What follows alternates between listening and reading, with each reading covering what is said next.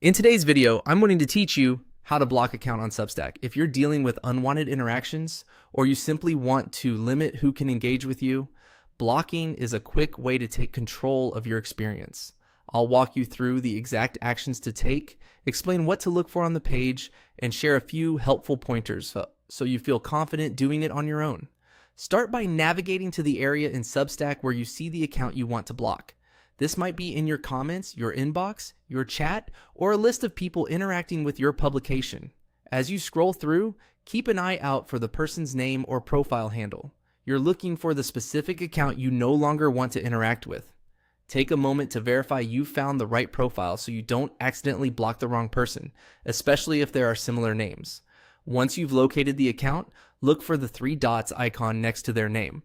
This icon is often called the More or Options menu, and it can appear as a vertical or horizontal ellipsis depending on your device. If you're on desktop, it's typically to the right of the name.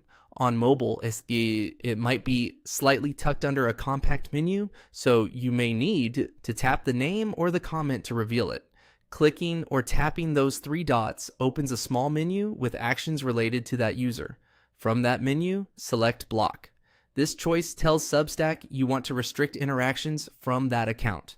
After you choose Block, you may see a short message explaining what blocking does, such as limiting the person's ability to comment, reply, or contact you, and hiding their activity from your view. Give that a quick read so you understand the impact on notifications and visibility. The goal is to reduce friction and keep your space respectful and focused on the conversations you want. A few practical tips as you do this. If you don't immediately see the three dots, hover your mouse over the name on desktop or tap once on mobile to reveal the menu. If the menu feels crowded with other options, look carefully for wording like block or restrict.